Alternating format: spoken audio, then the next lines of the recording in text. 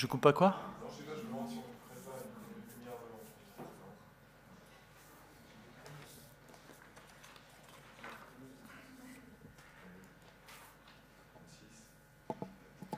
devant. Quand j'ai pas le top de la régie, je commence pas. C'est bon, top de la régie.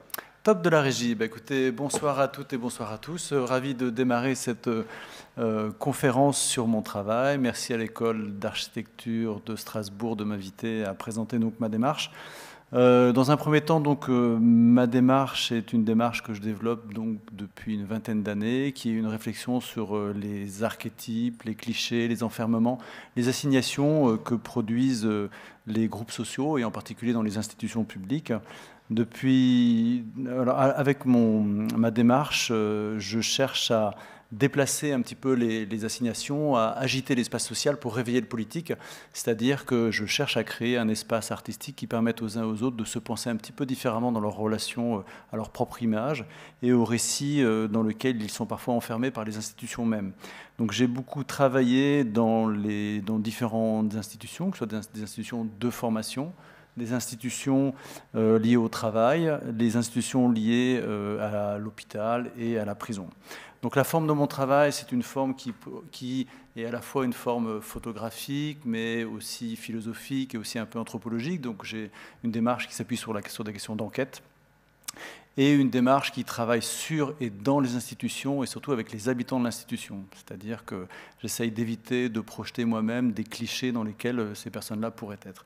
Donc j'ai choisi de vous parler ce soir d'une institution en particulier sur laquelle je travaille depuis maintenant 10 ans, qui est l'institution pénitentiaire. Alors j'ai intitulé ma conférence « Un artiste des prisons et l'animal caché » et vous allez voir comment, sur une vingtaine d'années, l'animal surgit dans mon travail. Alors comme tous les artistes qui rentrent en prison, ils rentrent en prison avec des protocoles qu'on a développés entre deux ministères que sont la culture et la justice, c'est le protocole culture-justice. Alors là, ça date un petit peu, mais comme tous les artistes qui arrivent en prison, ils arrivent avec une espèce d'intention de produire de l'évasion, puisque vous savez que l'art est un vecteur d'évasion, d'imaginaire, etc. Et alors, comme tout le monde, j'ai fait un atelier avec des détenus dans une maison d'arrêt pour un peu combler le vide et puis un peu pour faire de la réinsertion, mais dans les années 2000, c'était encore un peu faible à ce moment-là. Et donc la problématique était de... Alors, on travaille avec des personnes qui sont en maison d'arrêt, mais qui n'étaient pas encore détenues, donc on ne peut pas les voir à l'image. Et puis, si on voit des détenus à l'image, quelles sont les problématiques qui peuvent apparaître? Et à l'époque, j'avais fait une série de cartes postales que j'avais appelées « Scènes de voyage ». Vous voyez, j'étais vraiment dans l'archétype de l'artiste qui vient sauver les gens dans les prisons, même si ce n'est pas comme ça que je me voyais, peu importe. Et on avait produit une série de photomontages avec des appareils photojetables qui avaient circulé un peu dans la prison, donc un peu partout. Et on a produit, à l'issue de ce petit workshop, qui était vraiment un atelier de co-création en l'occurrence, des cartes postales qui avaient circulé entre les détenus et les surveillants. C'est une espèce d'objet comme ça de circulation qui m'avait semblé intéressant. Bref, c'était ma première expérience avec la prison. Ça m'avait a priori pas tellement marqué. Et puis j'avais fait ça, puis j'avais fait beaucoup d'ateliers ici et là, etc. Donc je sors de prison sans plus ni moins. Voilà, j'avais 30 ans, il y a 20 ans. Et je continue, je fais un deuxième atelier où je fais un travail de portrait en prison. Alors portrait négocié, vous savez qu'en prison, l'histoire de l'image de soi est une vraie problématique, une vraie conquête. Et là, je fais un deuxième atelier, puis je décide que c'est le dernier atelier que je ferai en prison. On est en 2003, pardon, parce que j'étais très embêté par ce qui apparaissait dans l'atelier. C'est-à-dire, on avait comme ça des récits de personnes, des récits de vie qui étaient très lourds. Et là, je me rends compte que la place que j'occupe en tant qu'artiste à cet endroit-là est une place un peu particulière, mais qui ne trouve pas d'écho ou pas suffisamment à mon goût par rapport au reste de l'institution. Donc, je décide de ne pas continuer à être dans cette position-là. Donc, j'arrête. Je sors de la prison et je fais plein d'autres choses. Je travaille dans des lieux plutôt liés à l'espace du travail, à l'école, voilà, des endroits où finalement il y a une espèce de rapport au corps qui pourrait presque être le même, mais je ne vais pas développer sur Foucault, pas maintenant. Et il y a une image qui m'interpelle, qui est la fermeture de cette vieille maison d'arrêt qui était à Nantes. Alors les vieilles maisons d'arrêt, c'est des maisons d'arrêt qui étaient situées en centre-ville, parce qu'on qualifie aujourd'hui de centre-ville, mais c'est l'urbanisation du XXe siècle qui a englobé ces prisons qui étaient à la lisière des villes, généralement construites sur des marécages. Et il y a cette annonce comme quoi la maison d'arrêt de Nantes allait fermer. Et j'ai eu une intuition tout simplement de faire une archive de ce lieu-là. Et avec un peu de recul aujourd'hui, c'est comme si je retournais sur les traces de mon expérience avec cette première prison, sur ce questionnement lié à l'enfermement. Et donc je fais des mains et des pieds pour rentrer en prison à un moment très particulier, qui est le moment quelques heures après le transfert des détenus. Alors les détenus sont transférés, il y a plein de CRS qui viennent, c'est tout un cirque, etc. Et je réussis à négocier mon entrée pour arriver dans une prison qui est vidée de ses habitants, mais dans laquelle il y a encore dedans toutes les traces de vie. Imaginez si vous faites de l'urbex, ou imaginez si vous allez dans une chambre d'adolescent qui n'a pas été lavée depuis 15 jours. Là, c'est depuis 100 ans qu'on a une espèce d'accumulation de traces, d'effets. Et c'est très, très émouvant, c'est très bouleversant, parce que j'ai la chance de pouvoir visiter, de parcourir plus exactement seul ces murs-là et de me confronter à cet espace carcéral avec un ensemble de signes que je ne comprends pas mais que je photographie. Et il y a un choc esthétique qui est très fort. Bon, évidemment, c'est une branlée pour moi parce que je me retrouve face à des empreintes de corps dans des lits, je me trouve face à des repas qui venaient à peine d'être mangés. Bref, c'est comme si vous arriviez chez quelqu'un et qu'il n'était plus là, mais il y a encore les traces de sa présence. C'est une présence qui est bouleversante, qui me touche beaucoup, et que je documente comme ça de façon un peu frénétique jusqu'à m'épuiser complètement. Et puis je découvre des choses qui sont absurdes, c'est-à-dire des trous entre les murs de 2 cellules où les détenus pouvaient circuler comme ça de façon illégale. Donc il y a beaucoup d'éléments et de signes qui me paraissent absurdes. Et puis le directeur de l'époque, qui m'avait fait une grande confiance, parce que toutes les images que j'ai faites à ce moment-là n'ont été utilisées que très longtemps après, me dit « Mais Monsieur Théval, vous devriez voir la prison la nuit, c'est formidable ». Donc il dépêche un gardien, il y a un gardien qui m'accueille une nuit en prison, et je passe la nuit en prison avec le gardien, et je découvre tous les fantômes de la prison, et j'ai eu très très peur. Bref, j'y découvre quelques habitants, hein, donc dans les prisons, dans toutes les prisons françaises, il y a d'autres habitants que les hommes, que les humains. Il y a des rats, donc je me retrouve dans une cour de promenade avec des rats assiégés. Il y a eu beaucoup de morts aux rats face à une espèce d'apocalypse totale avec des odeurs à vous faire vomir, etc., à vous arracher le cœur. Bref, je fais une espèce d'archéologie des traces du vivant, et là vous avez une petite planche avec différents signes. Il y a tout ce qui va devenir un peu comme un palimpseste sur les murs, les traces des choses qui sont accrochées, dessinées. Vous avez cette gravure de Dürer qui m'avait beaucoup marqué, parce que vous avez un chien, un cheval et le diable, alors qu'on trouve le diable en prison. Voilà. Et puis vous avez surtout ce tigre qui essaie d'attraper un papillon. Et je me suis demandé, quand j'ai fait cette photographie-là, ça a été un peu un leitmotiv, c'est qui du tigre ou du papillon représente la force ou la fragilité, le surveillant ou le détenu. Voilà, c'était une première interrogation. Puis je me suis fait sauter dessus par un pigeon en pleine nuit. Enfin bref, je vous passe les détails, parce que là je vais développer. Alors cette première opération, je l'ai faite de façon un peu sauvage, parce que je n'avais pas d'autorisation, je n'avais pas de budget, je n'avais pas de contrat. C'était simplement voilà, un terrain qui s'ouvrait, un terrain d'enquête qui s'ouvrait. Et puis je l'ai reproduit 3 fois, hein, une fois à Nantes, une fois à Beauvais et une fois à Valence, pour dépasser cette dimension un peu d'une violence esthétique comme ça qui collerait à ces images et qui me ferait dire un peu n'importe quoi sur la prison. Parce que la plupart du temps, les expériences en prison sont uniques, singulières, et après on en fait des récits, les artistes quand ils en sortent, ou beaucoup de gens quand ils en sortent en font un récit qui est un peu caricatural. Et donc j'ai reconduit ça à Valence, et puis vous voyez à Valence, la une du Dauphiné, là, ils ont également trouvé un boa juste à côté. C'est un petit collage parce qu'on va parler des animaux quand même. Et puis, évidemment, dans ces prisons vidées, il y a aussi des personnels. Et là, je commence un petit peu à discuter avec les personnels, et surgit l'idée qui est devenue une évidence. C'est pour parler de la prison, je me suis appuyé sur l'expérience de ceux qui font la prison, et non pas ceux qui subissent la prison. Vous avez 99,9% des récits sur la prison qui sont des récits qui sont extraits des personnes détenues, ceux qui la subissent, mais on n'a jamais l'expérience de ceux qui l'organisent. En grosso modo, on n'a jamais l'expérience des bourreaux, puisque c'est comme ça qu'ils sont perçus ou se perçoivent. Donc je commence à discuter avec eux, et voilà, on fait cette image qui va devenir une des images phares du projet, avec un surveillant qui pose de dos, avec un tatouage de dragon, parce qu'on trouve des dragons en prison, c'est bien connu. Donc ces images-là, donc je fais énormément d'images sur ces prisons vidées, mais je me suis complètement méfié de moi et de l'émotion qui pouvait me coller à la peau pour ce travail-là, et j'ai décidé de montrer ces images-là au personnel dans leurs nouvelles prisons. Donc j'étais dans les nouvelles prisons. Les nouvelles prisons, elles sont sur des terrains très éloignés des centres-villes, donc très loin, généralement dans des anciennes zones militaires. Et donc je suis rentré dans ces nouvelles prisons, accueilli par des chèvres, et j'ai demandé au personnel de me raconter leur histoire. Donc les personnels se sont appuyés sur mes images, et là on a trouvé une forme d'échange un peu inédit, parce que vous savez, quand un artiste s'intéresse à des métiers un peu de l'ombre, d'un seul coup c'est pas un sociologue, c'est pas un psychologue, on ne sait pas trop ce qu'il vient faire, et donc il y a une espèce de grande liberté dans l'écoute, enfin dans l'échange qui se passe. Alors, les nouveaux établissements, donc ça change, mais je déroule. Voilà. Donc ça a donné lieu à une première publication qui s'appelait La prison et l'idiot, dans laquelle je raconte cette expérience-là. Et parmi les récits des personnels, ils me disent tous qu'ils ont été formés au même endroit, qui est l'École nationale d'administration pénitentiaire. Et disons, je me dis, là, il y a un terrain probablement à continuer à investir, et donc je me présente à l'ENAP, donc dans cette école-là, et arrive une deuxième partie du travail, qui est sans doute la plus forte pour moi, c'est-à-dire m'infiltrer dans l'institution, au sens positif du terme, en déclarant les choses, et faire corps avec elle, c'est-à-dire suivre l'incorporation des personnels pénitentiaires.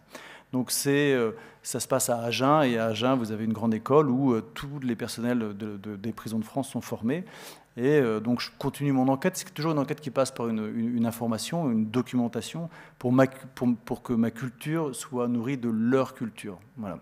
Et donc vous avez une architecture qui reprend un peu l'architecture des Miradors, c'est là où sont hébergés les élèves. Et puis vous avez des musées, un petit musée là qui contient plein d'éléments. Et vous avez dans leur formation toute une préconisation, évidemment, à la sécurité, parce que c'est des métiers dangereux, et à l'école, évidemment, on leur apprend tout ce qui est rapport au droit, l'éthique, la sécurité, etc., etc. Et donc chaque objet en prison peut potentiellement se retourner contre vous. En tout cas, c'est ça qui est appris. Donc vous avez une multitude de petits couteaux qui peuvent se fabriquer avec tout et rien. Et n'importe quoi rentre en prison. Alors je ne devrais pas le dire, mais n'importe quoi peut rentrer en prison. Et n'importe quel objet qui rentre en prison peut devenir une cache pour faire rentrer n'importe quoi. Donc vous avez le savon de Marseille, etc., etc.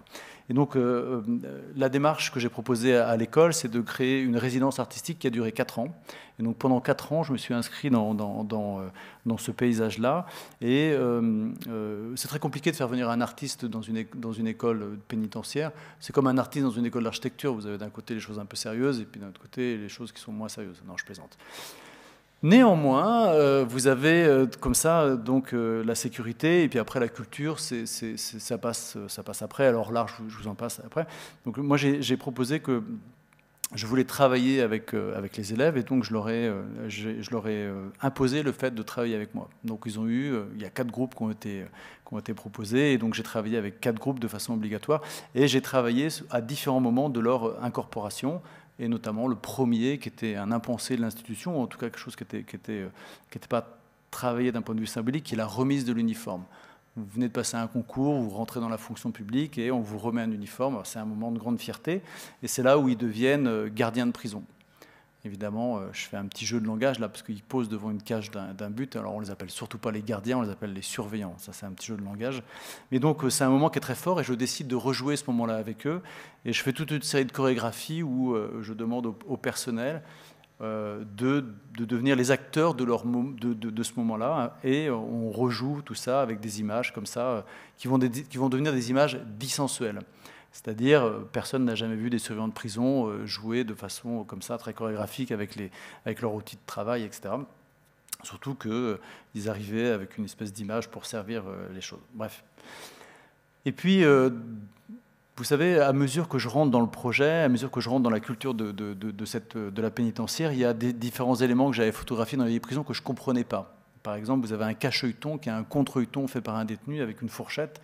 Et c'est le moment où les élèves vont faire leur premier stage. C'est comme vous, ils ont une vingtaine d'années, on leur met leur uniforme, ils font leur premier stage en prison. Et c'est des bleus, et ils ont peur de plein de choses, comme voilà, quand on ouvre le jeton dans les vieilles prisons, de se prendre un coup de fourchette pour se faire crever l'œil. Voilà, c'est une espèce de peur qui est inhérente à ce métier-là. Donc moi, je vais travailler à partir de toutes les peurs qu'ils vont découvrir, et je vais les mettre en scène. Et donc je vais reconstituer des situations dans lesquelles les surveillants vont rejouer les peurs ou les inquiétudes qu'ils peuvent avoir, etc., etc. Ces images-là vont être installées de façon éphémère dans un lieu spécifique construit au cœur de l'administration, de l'école, pardon, qui va s'appeler la place du Tigre et du Papillon, qui va vraiment être nommée. On va faire une plaque de rue, et c'est depuis maintenant, depuis une dizaine d'années, c'est place le Tigre et le Papillon. Et à chaque fois, l'idée, c'est de créer un espace public dans lequel les images, qui sont des images polémiques, mais pas forcément polémiques par intention d'être polémiques, mais polémiques parce qu'elles montrent un autre visage des personnels qui sont dans un rapport intime à leur histoire. Et ces moments-là vont me permettre de prendre la parole, Donc d'avoir une parole publique et de faire réagir l'institution, ses acteurs, à ces images-là et d'engager des différents sujets. Alors les prises de parole peuvent être beaucoup plus officielles et la forme de mon travail est photographique, vous avez compris, mais ça peut être aussi discursif. Il y a des moments où je prends la parole devant, là c'était, il y avait 900 surveillants en garde à vous devant moi et je leur disais en quoi être surveillant, ça pouvait être pareil que d'être artiste. Évidemment, tout le monde me regardait en me disant « oui, t'as raison, mon grand ». Et en même temps, il y avait quelques aspects de leur métier qui étaient un peu proches du mien, c'est-à-dire il y avait deux aspects qui me semblaient pertinents, hormis le détail de ma chemise et puis ceux des casquettes, c'était le regard. Voilà, la question de la surveillance, la question du regard, la question de la création artistique, en tout cas de ma démarche, c'est d'être attentif, et puis la capacité d'écoute et la capacité de créer une relation, en fait. Donc le surveillant doit créer une relation avec la personne détenue, avec la bonne distance, et l'artiste doit créer la relation avec les habitants de l'institution. On était pareil à ce moment-là, et c'était un bon moment. Donc c'est aussi un moment où la remise de l'uniforme va devenir pour moi un prétexte et une infiltration dans l'institution jusqu'à me permettre de créer une convention avec la directrice de la mission pénitentiaire, donc avec le ministère de la Justice. Et ça, c'est une convention, vous avez un petit fragment là, mais qui est une convention exceptionnelle, parce que c'est exceptionnel qu'un artiste signe une convention directement avec une directrice de la mission pénitentiaire. Ça fait partie du process artistique, et vous avez la place du tigre et du papillon, bref. Ce faisant, on dit toujours, mais à quoi ça sert de faire une œuvre d'art? L'art, ça sert à rien, ça décore, ou ça agite, ou ça fait je sais pas quoi, etc. Bah, ça sert aussi à révéler des impensés et donc à les mettre sur la place publique. Et en l'occurrence, la remise de l'uniforme est devenue quelque chose d'institué maintenant de façon plus forte à l'ENAP. Et puis, quand on parle de prison, on parle aussi évidemment du corps, on parle du corps tatoué, on parle des vieilles tatoueuses. Donc, dans l'imaginaire, dans notre imaginaire collectif, le tatouage appartient aux bandits. Et ce qui est très drôle, c'est que jusque dans les années 80, 90, 2000, hein, ça s'est un peu étiré, les surveillants n'étaient pas tatoués, parce que si les surveillants étaient tatoués, c'est qu'ils appartenaient à la caste des bandits, et quand on est bandit, on ne peut pas surveiller, etc. Vous avez cette photo-là que je vous la montre juste en deux, mais vous aviez une tortue tatouée sur l'avant-bras de cette personne-là qui s'est détatouée pour aller travailler en prison. Ça, c'était dans les années 90, mais on a un fort rapport au corps et ça. Donc j'ai décidé de travailler sur le tatouage des personnels de surveillance. Là, on est dans les années 2010, un peu plus tard que 2010, pardon, et l'administration est obligée d'accepter cette mutation des règles. Et donc je demande à la 188e promotion d'élèves surveillants de se déshabiller juste après avoir reçu l'uniforme pour montrer leur tatouage. Donc ils montrent leur tatouage et vous avez des trucs qui sont complètement dingues parce que d'un seul coup, le fil de fer barbelé qui reporte une année d'enfermement dans le code des tatoués américains. D'un seul coup, le surveillant a lui-même ce code-là. Et donc, en fait, il se découvre que, je sais pas, une personne sur deux était tatouée et que tous les codes liés à certains imaginaires du banditisme sont rattrapés. Et puis, ce qui pose problème, c'est que vous savez que quand on est dans la fonction publique, on ne doit pas porter les signes de ses appartenances religieuses, de ses croyances, ou politique, et il y a certains signes que lorsqu'on les tatoue sur la main, eh bien, quand on se tatoue une croix chrétienne sur la main, évidemment, on porte ce signe-là au-dessus de tout le monde. Ça pose des problèmes, et ça pose des problèmes aussi de distance professionnelle. Mais là, je ne vais pas trop développer là-dessus. Vous avez beaucoup d'animaux qui commencent à apparaître sur les peaux, c'est pour indice. Et merveille, une surveillante se dévêtit devant moi, enfin, pas complètement, hein, on est d'accord. Et dans le dos, elle avait un tatouage avec un tigre et un papillon. Deuxième occurrence de tigre et du papillon. Souvenez-vous-en, là, on a un papillon et des tigres qui sont un peu apaisés. Donc toujours ce principe d'installer les images, d'autres surveillants qui regrettaient de ne pas m'avoir montré leur tatouage me le montrent, patati et patata. Je me suis intéressé aussi aux femmes surveillantes, je vais aller un peu plus vite. Et cette photo-là a fait une polémique incroyable dans l'institution pénitentiaire. Je demandais, donc c'est un travail sur le genre, je demande aux femmes surveillantes qui sont minoritaires dans l'institution pénitentiaire, mais qui sont arrivées, pareil, dans les fin des années 90-2000 et qui ont créé beaucoup de problématiques, puisque la sécurité ne pouvait être faite que par des hommes, à ce qui paraît.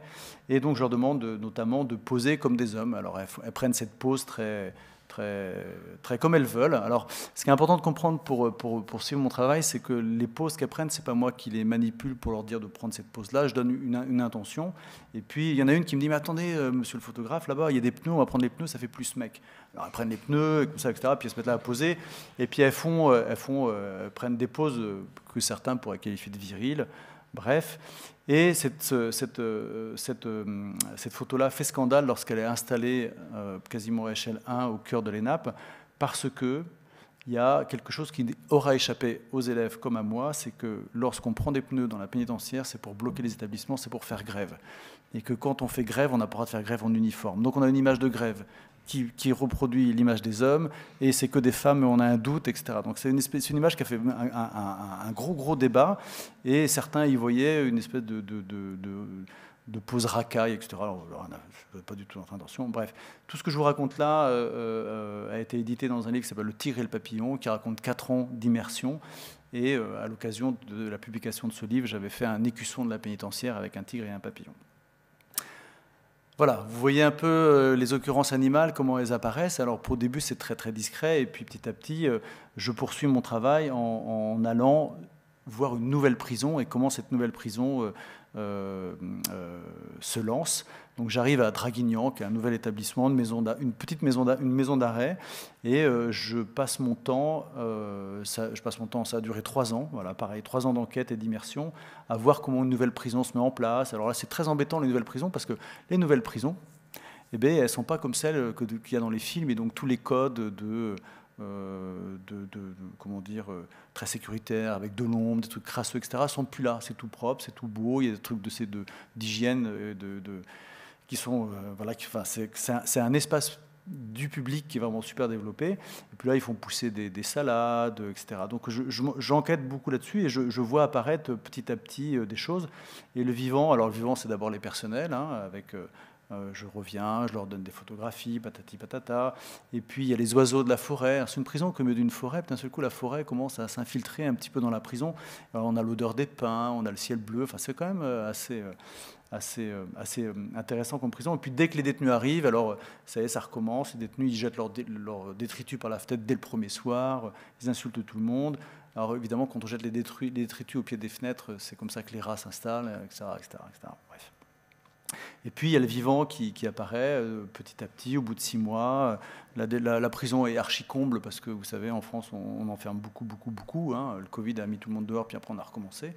Et puis il y a des végétaux qui s'invitent, et puis il y a des gros lézards qui apparaissent comme ça. Et alors du coup, je me dis, bah, tiens, là, il y a peut-être un truc à faire. Et puis j'entends parler la nuit devant la prison qu'il y a des sangliers qui viennent se coucher, il y a des renards parfois. Enfin, il y a plein de petits trucs comme ça qui commencent à apparaître.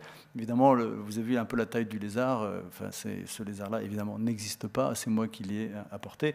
Et donc j'ai décidé d'enforester la prison.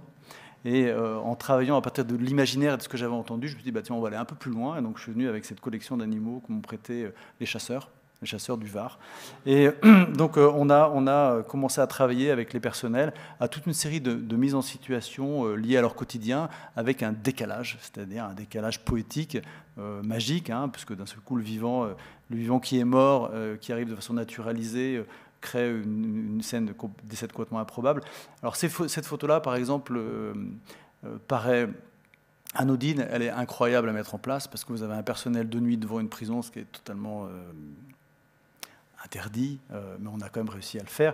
Et petit à petit, vous voyez, je vais commencer à mettre en scène les personnels dans leur espace de travail, à partir de récits qui me font de leur vie. Par exemple, eux, ils avaient trouvé dans une fouille, ça c'est un endroit où on dépose les affaires des détenus qu'ils n'ont pas le droit d'avoir dans les cellules, ils ont trouvé une bouteille de serpentine, c'est-à-dire c'est un alcool avec un serpent dedans.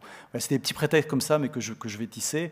Et puis petit à petit, le jeu prenant, j'ai décidé de travailler avec les personnes détenues, et là on est venu avec le musée du Var, avec un ensemble d'oiseaux, et on a mis en scène ces animaux avec les personnes détenues qui choisissaient eux-mêmes les animaux qu'ils voulaient. Et bien évidemment, toutes ces photographies-là, il y a des liens, vous voyez le tatouage de la personne détenue, hein, qui a des oiseaux, et puis comment il dialogue avec un animal. Et on a créé des scènes comme ça, improbables, mais dans une espèce comment dire, à la fois de décalage, parce que c'est totalement décalé de voir des personnels avec des animaux comme ça, et en même temps de joie et de bonne humeur et de normalité totale. Et finalement, tout le monde a joué avec ces animaux-là. Et ce qui était très frappant par rapport à l'école, c'est que l'arrivée sur le terrain, les personnels ont été très contents d'être associés à une pratique artistique, à une œuvre en fait. Parce que la plupart du temps, 99,9%, les actions artistiques sont à destination des personnes détenues. Là, moi je déborde, mais ça j'ai l'habitude. Et ce faisant, j'ai réussi à mettre en scène des situations dans lesquelles la personne détenue pose avec une surveillante ou un surveillant avec un animal. Ça, c'est une image exceptionnelle par rapport à la culture pénitentiaire. C'est-à-dire que d'avoir des personnes qu'on peut reconnaître, qui sont photographiées avec et l'un et l'autre et que ça marche, c'est exceptionnel. Et ce n'est pas fini. Donc, puisque toutes ces images-là ont été installées directement dans l'établissement pénitentiaire, vous avez la cour de promenade, pareil, installer une œuvre dans une cour de promenade, bon, bah, ça, je crois que ça n'existe pas. Et surtout, vous avez les œuvres avec les personnels qui sont à l'endroit même où ils travaillent. Donc aujourd'hui, et maintenant 5 ans après, les œuvres sont toujours là. Les détenus, évidemment, sont sortis, hein, les personnes détenues sont sorties, les surveillants ont parfois changé, mais la culture de l'établissement, l'histoire de l'établissement s'appuie sur ces œuvres-là, sur cette expérience-là, et elle fait partie d'une sorte de transmission orale de ce qui s'est passé. Vous voyez, ça c'est une image qui est sur une coursive, donc c'est là où habitent les personnes détenues, et ces images. Bon voilà, je déroule un petit peu, comme ça vous avez un peu des choses. Ça, c'est aussi dans le quartier d'isolement et le quartier disciplinaire, où ça, c'est l'endroit où on juge les personnes qui sont en infraction dans l'établissement. Il y a également ces images-là. Donc, aucun lieu n'a été, entre guillemets, épargné par l'installation artistique. L'installation artistique est totale, elle fait partie de l'établissement.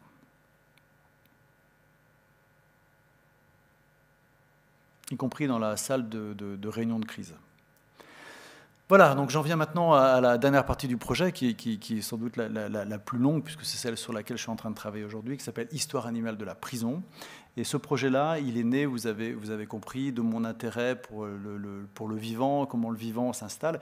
Et ce qui m'intéresse là, c'est d'aller enquêter sur la présence du vivant dans les établissements pénitentiaires français. Donc il y en a une quinzaine qui sont concernés dans différentes régions de France. Et surtout de me dire, mais si on réfléchit à notre relation des humains au vivant, comment, dans un lieu où c'est le plus contraint, le plus sécuritaire, le plus bétonné, comment le vivant apparaît.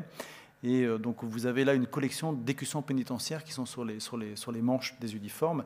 Et il y a un écusson sur 2 qui contient un animal, soit un écusson lié à des armoiries des villes, soit des écussons que les personnels se créent pour représenter les équipes. Alors parfois c'est des écussons officiels, souvent c'est des écussons qui ne sont pas officiels.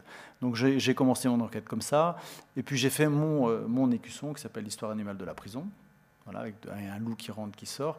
Et puis j'ai commencé à enquêter. Alors quand on pense aux animaux en prison, on pense d'abord à la médiation animale. Vous savez que dans les hôpitaux, les écoles, etc., on s'est rendu compte que les animaux faisaient du bien aux humains. Tiens, belle découverte.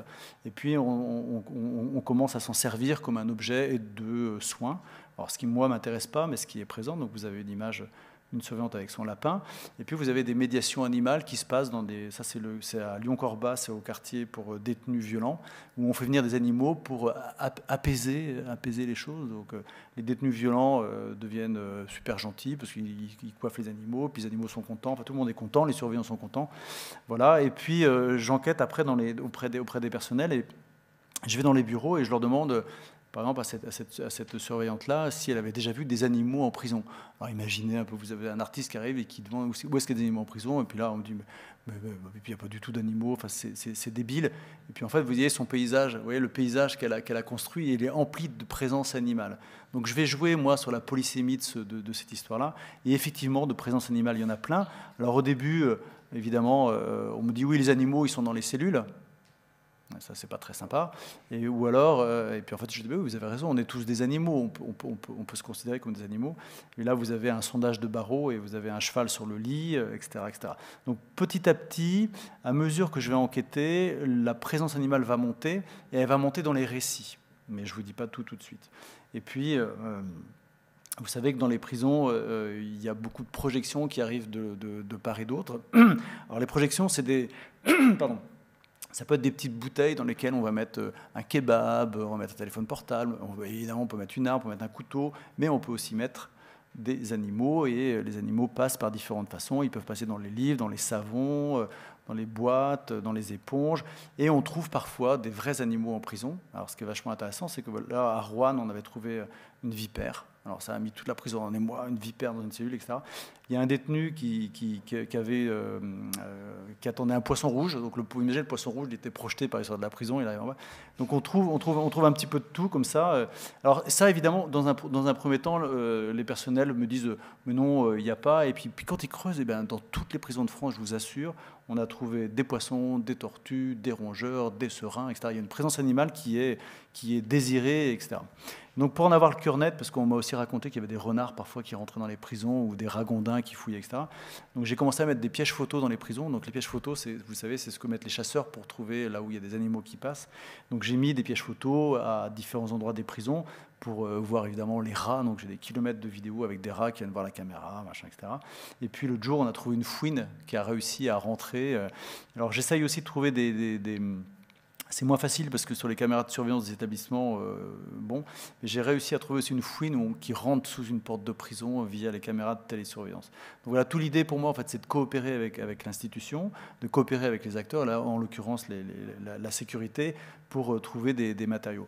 Et puis, à mesure que les personnels me connaissent, maintenant, ils m'envoient des photos d'un peu partout. Ça, c'est une petite souris qui a été sauvée au Baumette à Marseille. Par une surveillante, parce que les surveillants sauvent beaucoup les animaux aussi. Et puis après, il y a d'autres animaux qui rentrent en prison. Ça, c'est les chiens des brigades cynotechniques qui viennent fouiller les établissements pour voir s'il n'y a pas de la drogue. Alors, ils arrivent la nuit, ils bloquent, ils extraient des cellules les personnes qui sont supposées avoir de la drogue, et puis voilà, le chien, il va fouiller les cellules. Alors c'est un chien qui est très beau, qui est très impressionnant, et lui, le kiff du chien, c'est de jouer, donc c'est un chien joueur. Donc la récompense du chien, c'est pas du sucre, c'est de jouer sur la coursive. Alors évidemment, ça fait flipper tout le monde. Alors, le chien ne rencontre jamais le détenu, et voilà, il fouille la cellule, là voilà, peu importe. Donc c'est très impressionnant. Voilà, et donc mon enquête est une enquête de coursive. C'est-à-dire que j'ai la chance de pouvoir fouiller les établissements de A à Z, mais au sens littéral. C'est-à-dire que l'administration me laisse vraiment toute confiance. Bien sûr, j'ai négocié avec le directeur, après avec le sous-directeur, après avec le chef de bâtiment, après avec les surveillants, etc. On a une espèce de... Mais néanmoins, à mesure qu'ils me connaissent, et dans toutes les prisons de France, je reconnais maintenant des gens que j'ai vus en formation, etc. Donc je connais un peu la famille pénitentiaire. Là, vous avez un surveillant avec une aile d'oiseau en train de fouiller la cellule. Donc, on ouvre toutes les cellules. Il faut vous imaginer, vous avez des grandes coursives comme ça. Et donc, on frappe aux cellules. Et puis, la surveillante dit « Ouais, machin, il y a un artiste, t'as pas des animaux dans ta cellule ?» Et je rentre dans toutes les cellules. Et chacun me regarde de façon un peu interloquée en me disant « Enfin, non, n'importe quoi. » Là, vous avez repéré qu'il y avait un lion de dessiner sur la cellule. Donc, je vais trouver à la fois des indices dessinés et des histoires de vie bouleversantes. C'est ça qui va être très beau. Alors vous avez un crocodile, vous avez repéré le crocodile, et puis vous avez repéré toutes les photos du chien. Alors contrairement à ce qu'on croit, il y a très peu de femmes nues d'accrocher dans les cellules. Ça a un peu passé de mode. Il y a d'autres façons de voir des femmes nues. Bref.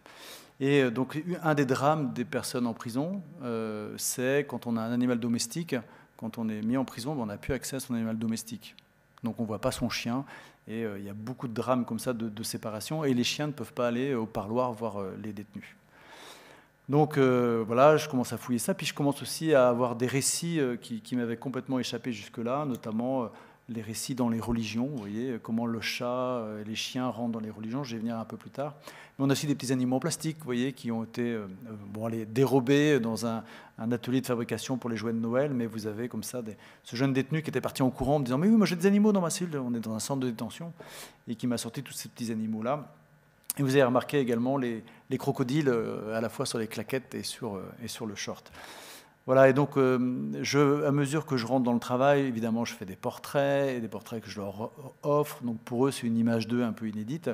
Et donc je parlais un petit peu des religions. Alors vous avez, ça ne vous aura pas échappé, qu'avec l'État islamique, une des figures de la radicalisation islamique, c'est le lion. Et donc une des inquiétudes de l'administration pénitentiaire ou des services secrets, enfin de renseignements généraux, c'est les hommes radicalisés ou les femmes radicalisées, il y a quelques signes de reconnaissance, et le lion faisait partie de ces signes de reconnaissance. Or, des lions, on en trouve partout en prison. Et donc voilà, c'est pour ça que je mets juste l'indice sur le lion qui est jusque-là.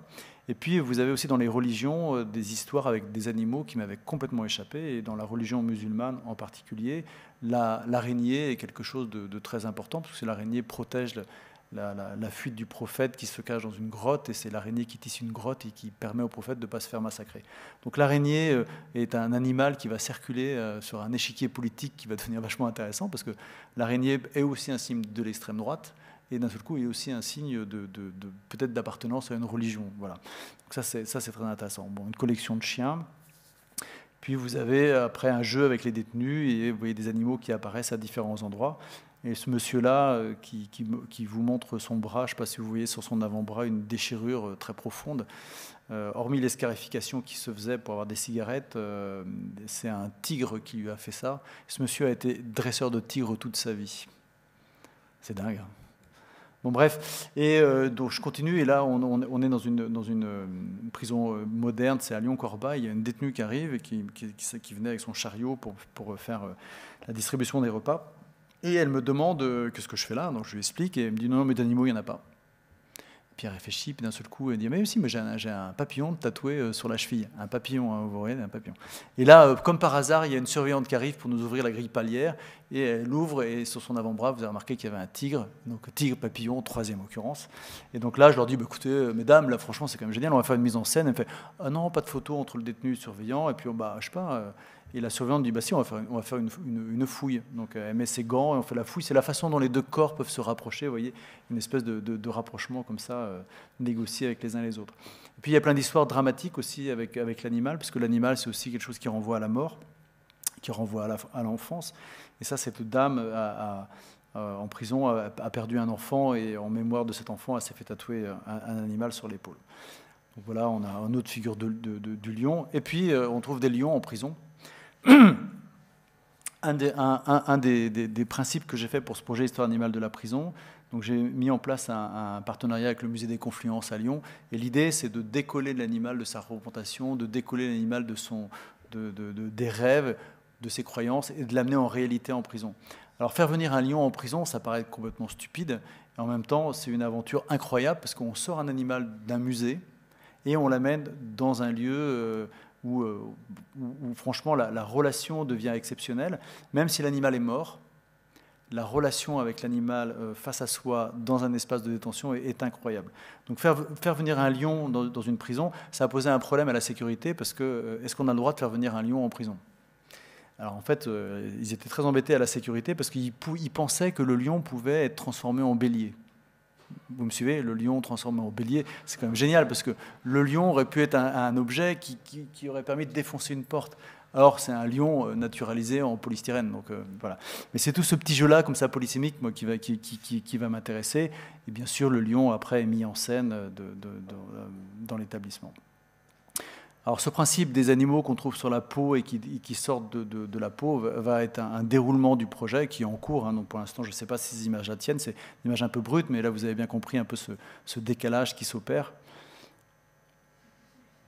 Et alors, avec certaines images, donc pour revenir un peu sur ma méthode, il y a des images... Toutes les images sont négociées, toutes les images j'ai les autorisations évidemment pour les montrer. Et puis moi j'ai des kilomètres de carnet dans lesquels je note. Et ce projet-là en particulier, parce que vous avez remarqué que pour l'instant je fais de la photographie, j'écris des textes, mais ce projet-là et la prison en particulier m'a amené sur le terrain du dessin, moi qui ne dessine très peu ou qui ne dessinais pas du tout, ou juste sous forme de croquis. Et je me suis mis à dessiner des scènes que je ne pouvais pas représentées en photographie ou qui n'avaient pas la pertinence de l'être. Donc vous avez des scènes comme ça qui renvoient à cette histoire liée aux araignées, à l'enfermement, la grotte. Évidemment, la cellule, ça peut être une métaphore de la grotte, bien sûr. Vous avez cette histoire aussi avec la tortue sur l'image centrale, qui est un animal important également dans la religion musulmane, parce que quand on a une tortue, on peut faire le tour de son habitat, la tortue porte son habitat, etc. Ou la scène où vous voyez une personne détenue comme ça en train de jouer avec un poisson rouge, etc. Après, je ne développe pas, ou disons des scènes plus oniriques avec... alors c'est des petits dessins, voilà. Je me lance dans le dessin, c'est ma carrière qui commence. Alors, je continue quand même sur la documentation photographique. Il y a beaucoup de crocodiles en prison. Et donc j'ai commencé à photographier les cellules avec quelques indices comme ça de présence crocodile. Alors c'est un jeu mais qui amuse tout le monde et qui touche tout le monde, évidemment, parce que l'animal comme ça crée une relation entre les humains qui devient inédite, entre les humains, personnes détenues et personnel de surveillance. Puis là, j'ai fait une mise en scène à Saint-Étienne, qui est une très vieille prison. Donc j'ai rajouté un petit peu d'eau au sol. Il y a un petit problème de fuite d'eau à Saint-Étienne. Et toutes les personnes détenues qui jouent avec moi ont tous mis un t-shirt Lacoste. Ils avaient bien compris qu'il fallait être en Lacoste pour être photographié ce jour-là. Et puis, ce qui n'était pas prévu du tout, et ça c'est aussi une des caractéristiques de mon travail, c'est même si j'ai des intentions de mise en scène avec les animaux que j'ai repérés en amont, voilà, je ne sais pas du tout ce qui peut se passer. Et là, il se passe un truc de dingue à Saint-Étienne, c'est qu'il y a les crocodiles, et puis il y a les surveillants qui passent, et puis les surveillants ils se rendent compte qu'on est sur leur espace de travail. Donc il faut vous imaginer quand même que ça paraît facile ce que je suis en train de raconter, mais vous avez 100 détenus sur la coursive, et puis ils sortent en cours de promenade, il y a les animaux, il y a la sécurité, moi je suis avec mon équipe, il y a 4-5 personnes avec moi qui portent les animaux. Moi, je n'ai pas le droit de toucher aux animaux, c'est les conservateurs du musée. Enfin, moi, c'est un truc un peu de dingue. Et puis, donc, arrive cette photo-là. Et voilà, ça, c'est un des conservateurs qui met en place les animaux. Et je développerai après cette photo-là. Bon, voilà, je passe. Lui, il voulait une tortue. Parfois, on trouve des panthères noires. Parfois, on trouve des poneys. Non, ça, c'est un vrai. Parfois, on trouve des ours aussi, vous voyez, une espèce de mise en scène comme ça, un peu absurde. Parfois, on peut trouver des moutons. Enfin, parfois, on trouve des animaux un peu plus costauds. Voilà, il m'arrive également de trouver des détenus qui sont en maison d'arrêt, avec qui je crée une relation. Je cherche des animaux et je reviens ensuite avec les animaux. Alors lui, il avait une espèce d'animal, je ne sais plus comment ça s'appelle, c'est un animal mythique comme ça. Je l'ai retrouvé quelques mois plus tard ou une année plus tard dans un établissement pour peine, puisqu'il avait été jugé, dans un centre de détention. Et là, on refait une mise en scène un peu à Le Caravage, bref. On s'amuse. Et ça, c'est une tortue qui a été trouvée, je suis très content d'avoir cette image-là, c'est une tortue qui a été trouvée à Roanne, je crois. Et pour la petite anecdote, cet été, il y a un drone qui a livré une tortue à la maison d'arrêt de Saint-Étienne. Donc en fait, il y a beaucoup de drones qui survolent les prisons, ce qui est un problème évidemment pour la sécurité. Mais on peut aussi se faire livrer des tortues en prison. Donc la tortue, voilà. Et puis, il y a quelques éléments comme ça qui vont aussi revenir de mes enquêtes précédentes. Ça, c'est un savon sculpté par ce qu'on appelle les gens du voyage. Et là, j'ai beaucoup travaillé avec les gens du voyage sur des mises en scène avec des hérissons, parce que vous savez que les gens du voyage, leur culture, c'est le hérisson. Donc vous avez des hérissons qui viennent accompagner tout ça. Voilà, donc je suis presque au bout de mon récit. Je ne sais pas si j'ai été très vite ou je suis parfait. J'étais un peu rapide? Non, très bien. Parfait, super. Et donc, ce qui est intéressant avec cette expérience de la prison, c'est que finalement, et je me demande si la prison n'est pas devenue omniprésente chez moi, de sorte à ce que l'ensemble des signes qui peuvent apparaître comme ça à l'extérieur, notamment vous avez vécu le Covid comme tout le monde, vous voyez bien un peu ce que ça a produit. Vous avez là, en fait, en bas, un plan de la ville de Lyon, vous voyez, qui est construit un peu comme une citadelle, un peu panoptique comme ça. En fait, ce qui m'intéresse maintenant et ce qui me préoccupe aussi, c'est que je me demande si, à force de voir ces éléments, d'être en prison, si finalement, un peu comme le pense Foucault avec sa théorie du panoptisme, c'est-à-dire d'une société qui est tout le temps sous contrôle, je me demande si la prison n'est pas finalement le cœur de la cité plutôt que l'extérieur de la cité. Et plus ça va, plus je pense. Et je me suis souvenu de quelque chose. La première fois que je suis allé en prison, je ne vous l'ai pas dit tout à l'heure, c'était pour le suspense, je montais les marches comme ça et je me suis dit, mais tiens, c'est drôle la prison parce que c'est peut-être grâce à la prison que la société tient. Et je dis bien grâce, parce que c'est un dispositif comme ça qui m'a un peu troublé. Et à mesure que je travaille, j'ai l'impression qu'il y a beaucoup d'éléments qui nous entourent qui sont les mêmes qu'en prison. Et c'est vrai que d'ailleurs, en allant voir les collèges, les universités, pourquoi pas, les hôpitaux, etc., il y a des signes qui sont un peu communs qu'on va pouvoir retrouver un peu partout. Ça nous est arrivé, le prochain livre qui sort, là, c'est un peu une avant-première ce soir, il s'appelle « La prison s'est échappée ». C'est une correspondance avec une amie qui travaille également en prison depuis 30 ans, mais qui a créé un lieu de cinéma en prison. Et on s'est demandé si finalement nos expériences de la prison ne nous permettaient pas de comprendre à quel point le dispositif qui s'est passé pendant le Covid n'était pas quelque chose qui était omniprésent et que le Covid le rendait complètement visible à cette histoire-là. Alors pour conclure, mes images habitent les prisons au-delà des enfermements. Qu'est-ce que je veux dire? Je veux dire que ces images-là, une fois que je ne suis plus là, une fois que je suis parti, eh bien, elles restent. Et elles restent dans les murs et elles ont une incidence finalement sur l'institution et sur les acteurs de l'institution. C'est-à-dire que ces personnels qui sont des personnels peu connus, qui sont un peu relégués dans la chaîne de représentation des personnels de sécurité de la nation, d'un seul coup, ils se vivent comme potentiellement différemment ils peuvent oser faire quelque chose d'autre. Et ce qui est très étonnant, c'est que vous voyez sur la photographie du bas, là où on est à l'École nationale d'option pénitentiaire, c'est que mes images donnent l'envie à d'autres d'occuper le terrain de l'image, et que petit à petit, il y a une espèce de propagation de cette possibilité de se montrer différemment. Alors après, on peut discuter sur le différemment. Et ces images-là, je reviens sur l'image de Saint-Étienne, parce que celle-ci est vraiment intéressante. Vous avez cette personne-là qui est un ancien élève à l'ENAP, parce que là, je vous ai tout dit d'une façon comme si tout s'était déroulé de façon très simple, mais il y a des moments de forte tension, forcément, quand on parle de l'intimité et que ça passe sur le terrain de l'extimité, forcément, c'est tendu. Et il y a des gens qui refusent complètement de travailler avec moi, ils ont tout à fait raison, mais qui me le renvoient violemment. Hein. Évidemment, tout ça, c'est des questions aussi de rapport de force. Et cette personnage, je l'ai retrouvé sur le terrain à Saint-Étienne, et voilà, et c'est lui, en fait, qui pose à l'image.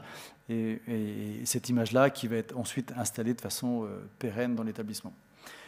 Alors ces images-là, elles ne sont pas faites uniquement pour être dans l'institution, elles sont également faites pour sortir de l'institution. Et un des éléments qui me paraît extrêmement important et qui est d'une responsabilité éthique et politique, c'est quand on fait un travail sur une institution aussi complexe que l'administration pénitentiaire, je pense que nous avons une responsabilité, nous les artistes qui allons travailler sur ce terrain-là, mais ça peut être aussi les philosophes, ça peut être aussi les sociologues, de faire attention aux biais dans lesquels on est pris et comment on porte un récit et un regard sur cette institution-là. Et moi, ce qui m'importe beaucoup, c'est de mettre en débat, finalement, la façon dont on considère les établissements pénitentiaires, la façon dont on enferme également les personnels ou comment eux-mêmes s'enferment dedans.